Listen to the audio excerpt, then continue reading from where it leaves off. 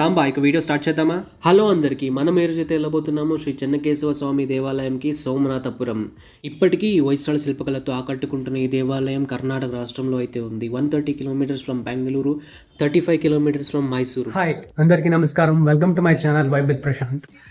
మనం ఈరోజు అయితే కేశవ టెంపుల్ సోమనాథపురంలో అయితే ఉన్నాము. సో మనకి వెనకాల ఏం కనిపిస్తుందో అదే కేశవ టెంపుల్. సో దీని గురించి అన్ని విశేషాలు అయితే మీతో పంచుకుంటాను. మనం మొదటిగా గుడి బయట చూసుకున్నట్టయితే మనకి ధ్వజస్తంభం అయితే కనిపిస్తుంది. ఈ ధ్వజస్తంభం పైన గరుడ స్టాచ్యూ అయితే ఉండేది, ప్రస్తుతానికి మిస్సింగ్. టెంపుల్ 750 సంవత్సరాల పురాతనమైనది. 1268 సిఈలో సోమనాథ దండనాయక అనే ట్యాక్స్ కలెక్టర్ అప్పటి హొయసల రాజు అయినటువంటి నరసింహ పర్మిషన్ తీసుకుని ఈ టెంపుల్ని అయితే కట్టడం జరిగింది. మనం గుడిలోకి ఎంటర్ అవ్వగానే పక్కనే ఉన్న ఈ శిలాపలకాన్ని అయితే చూడండి. ఈ శిలాపలకం మీద ఈ గుడికి సంబంధించిన మొత్తం చరిత్ర అయితే రాయబడి ఉంది. ఈ గుడిని సోమనాథ కట్టించాడు కాబట్టి ఈ ఊరికి సోమనాథపురం అనే పేరు వచ్చింది. ఇక్కడ చూసుకుంటే ఈ గుడి వచ్చేసి మొత్తం వైష్ణవ టెంపుల్ అనమాట. ఈ గుడిని రాచిప్ప సోప్ స్టోన్తో అయితే నిర్మించడం జరిగింది. ఈ గుడిని ఎటువంటి సిమెంట్ లేకుండా ఒక ఇంటర్లాకింగ్ మెథడ్తో అయితే నిర్మించారు. ఈ గుడిని ముస్లిం రాజులు 2 సార్లు అయితే ధ్వంసం చేశారు. మొదటిసారి 1311లో ఢిల్లీ సుల్తాన్ అయినటువంటి Alauddin Khilji and 1326లో Mohammed bin Tughlaq ఈ గుడిని ధ్వంసం చేసి ఇక్కడ ఉన్న సంపదని అంతా కొల్లగొట్టుకుని తీసుకెళ్ళిపోయారు. అండ్ ఇక్కడ ఉన్న విగ్రహాలని కూడా చాలా వరకు డ్యామేజ్ చేశారు. హొయసల ఆర్కిటెక్చర్లో ఎప్పుడు ఒక బేస్మెంట్ ఉంటుంది, బేస్మెంట్ పైన గర్భగుడి అయితే ఉంటాయి. ఇక్కడ 3 గర్భగుడిలు అయితే ఉన్నాయి. వేణుగోపాల స్వామి, కేశవ స్వామి, జనార్దన స్వామివి 3 గర్భగుడిలు ఉండడం వల్ల దీన్ని త్రికుటాచల అంటారు. ప్రతి ఒక్క గర్భగుడికి స్టార్ షేప్ వచ్చే విధంగా అయితే వీళ్ళు బేస్మెంట్ డిజైన్ చేశారు. ఒక స్టార్ షేప్ రావడానికి 12 కార్నర్స్ అయితే ఉండాలి. ఇక్కడ చూసినట్టయితే 3 గర్భగుడిలు ఉండడం వల్ల 12 × 3 36 కార్నర్స్ అయితే మీరు ఇక్కడ చూడవచ్చు కింద స్టార్ షేప్స్వి. మనం ఇక్కడ స్టార్టింగ్ చూసుకున్నట్టయితే అజయ విజయ అని 2 ద్వారపాలకులు అయితే కనిపిస్తారు. సో ఒక ఇంటర్లాకింగ్ మెకానిజం ఎలా ఉంటుంది అని ఇక్కడైతే ఎక్స్ప్లెయిన్ చేస్తాను రండి. ఇక్కడ చూస్తే మనకి చెయ్యి అయితే ధ్వంసమైంది. అక్కడ మీరు చూసుకున్నట్టయితే లోపల ఒక హోల్ అయితే ఉంది కదా, ఆ హోల్లోకి ఎక్స్ట్రల్గా ఇంకొక చెయ్యిని ప్రిపేర్ చేసేసి ఈ హోల్లో అయితే ఫిట్ చేసేవారు అనమాట. సో మీకు ఒక ఐడియా వచ్చింది అనుకుంటా ఈ టెంపుల్ ఎలా బిల్డ్ చేస్తారని. మొత్తం డిఫరెంట్ పార్ట్స్ అంతా సపరేట్గా తయారు చేసి ఒక అసెంబ్లీ అయితే చేశారనమాట. సో మొత్తం ఈ గుడి అనేది ఒక అసెంబ్లీ ఆఫ్ డిఫరెంట్ పార్ట్స్ అనమాట. ఐ హోప్ మీలో ఎవరైనా ఫస్ట్ టైం ఈ గుడిని చూసినట్టయితే మీకు ఇప్పుడు అర్థమయ్యే ఉంటుంది ఈ గుడిని ఎలా బిల్డ్ చేశారని, ఈ గుడి యొక్క ఆర్కిటెక్చర్ ఎలా ఉంది అని, ప్రతి ఒక్క చిన్న పార్ట్ని ఎలా అసెంబల్ చేశారని. ఏనుగులు ఈ బేస్మెంట్ని మోస్తున్నట్టుగా అయితే ఇక్కడ డిజైన్ చేశారనమాట. ఈ గుడిలోకి వెళ్ళడానికి ముందు ఈ గుడి చుట్టూ ఎలాంటి శిల్పకళ ఉంది అనేది అయితే చూద్దాం. ఇక్కడ మనం స్టార్టింగ్ చూసుకున్నట్టయితే కింద ఏనుగులు అయితే ఉంటాయన్నమాట. దానిపైన గుర్రాలు, దానిపైన వైష్ణవ మూర్తులు డిఫరెంట్ అనమాట. దాని తర్వాత చూసుకున్నట్టయితే పైన కామసూత్రాల బొమ్మలు అయితే కనిపిస్తున్నాయి. సో ఈ ఆర్కిటెక్చర్ అయితే వండర్ఫుల్ అని చెప్పుకోవచ్చు. చూస్తున్నారు కదా. అండ్ ఇక్కడ చూసినట్టయితే మనకి నాట్యం ఆడుతున్న గణపతి అయితే కనిపిస్తాడు, కానీ ఇక్కడ అంతా ధ్వంసం అయితే చేశారనమాట. మోస్ట్ ఆఫ్ ద విగ్రహాలకి ఇక్కడ ఏంటి అంటే ముక్కులు పడగొట్టేశారు. ఇక్కడ చూడండి, ముక్కులన్నీ పలగొట్టేశారు అనమాట. ఎందుకంటే అవే కదా మెయిన్ అట్రాక్షన్, వాటిని అయితే పలగొట్టారనమాట. ఇంకా చూపించడానికి చాలా ఉంది. మనం ఇక్కడ చూసుకుంటే ఇవన్నీ బ్లాక్స్గా చేసేసి ఇక్కడైతే ఫిక్స్ చేశారు. సో సోప్ స్టోన్ అనేది భూమి నుంచి తీసినప్పుడు కొద్దిగా మెత్తగా ఉంటుంది.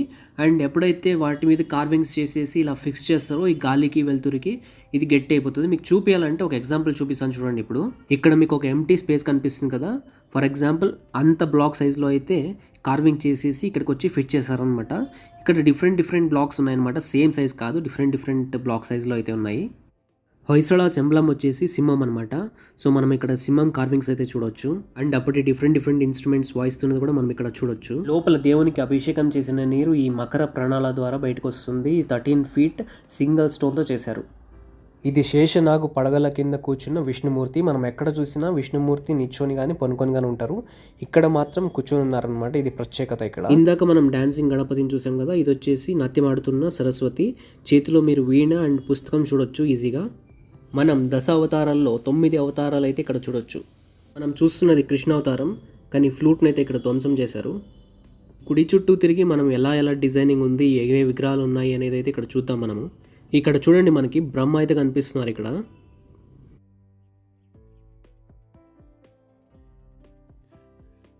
ఇక్కడ మనం చూస్తున్నది ధన్వంతరి రూపం. మనం చేతిలో చూసుకున్నట్టయితే అమృత కలశం అయితే కనిపిస్తుంది. గాడ్ ఆఫ్ ఆయుర్వేద అంటారు. ఇప్పుడు మనకి దశావతారంలో మొదటి అవతారం అయినటువంటి మత్స్య అవతారం అయితే ఇక్కడ కనిపిస్తుంది. అండ్ ఇక్కడ మనం నెక్స్ట్ చూసుకున్నట్టయితే కూర్మ అవతారం అయితే కనిపిస్తుంది. అండ్ చేతిలో ఉన్నది మందార పర్వతం అన్నమాట. అండ్ ఇక్కడ పక్కనే వరాహ అవతారం అయితే కనిపిస్తుంది. ఇంకొంచెం ముందుకెళ్తే అక్కడ ఇంద్రుడు ఐరావతం పైన ఉన్నదైతే కనిపిస్తుంది. దాని పక్కనే గరుడదేవుడు విష్ణువుని అండ్ లక్ష్మీదేవిని ఎత్తుకున్నదైతే కనిపిస్తుంది. దాని పక్కన మనకి 4వ అవతారం అయినటువంటి నరసింహ అవతారం అయితే కనిపిస్తుంది. అండ్ తొడపైన లక్ష్మీదేవి కూర్చున్నారు ఇక్కడ. ఎప్పుడైతే ఈ ముస్లిం రాజులు దాడి చేశారో చాలా వరకు నాశనం చేశారనమాట. ఇక్కడ చూడండి ముఖాలన్నీ నాశనం అయిపోయాయి ఆల్మోస్ట్. ఇక్కడ మీరు చూస్తున్నప్పుడు మీకు ఏమైనా వేరే దేవుళ్ళు కనిపిస్తే మీరు ఏమైనా ఐడెంటిఫై చేసినట్టయితే కమెంట్ సెక్షన్లో పెట్టండి మీరు ఏ దేవతని లేకపోతే ఏ దేవుణ్ణి చూసారని.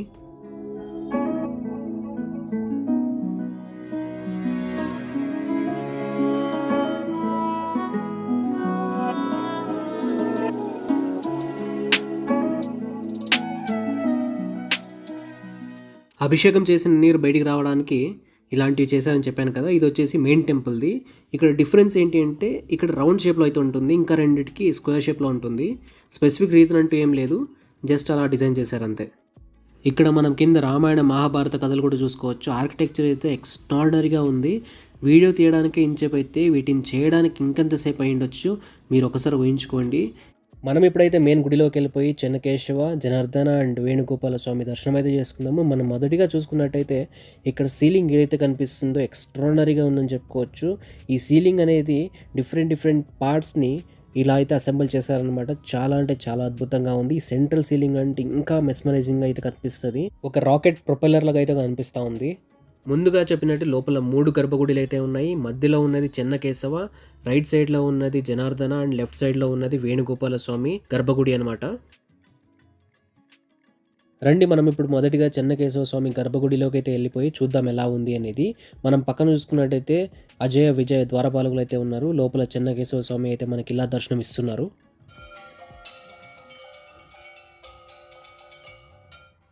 ఇప్పుడు మనం వేణుగోపాల స్వామి గర్భగుడిలోకి అయితే ఎంటర్ అయిపోదాము. పక్కన చూసుకున్నట్టయితే ఇక్కడ కూడా అజయ విజయ ద్వారపాలకులు అయితే చూడొచ్చు.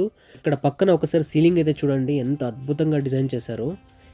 Every inch they have design something. చాలా చాలా బాగుంది. ఇక లోపల వేణుగోపాల స్వామి అయితే మనకి ఇలా అయితే దర్శనమిస్తారు. ఇక 3వ గర్భగుడిలో జనార్దన స్వామి అయితే మనకి ఇలా దర్శనమిస్తారు. ఐ హోప్ మీకు ఈ వీడియో నచ్చింది అనుకుంటున్నాను. మీకు కనుక ఈ వీడియో నచ్చినట్టయితే please subscribe to my channel and like this video. మరి ఇంకొక వీడియోతో మళ్ళీ కలుస్తాను. అంతవరకు సెలవు. జై హింద్.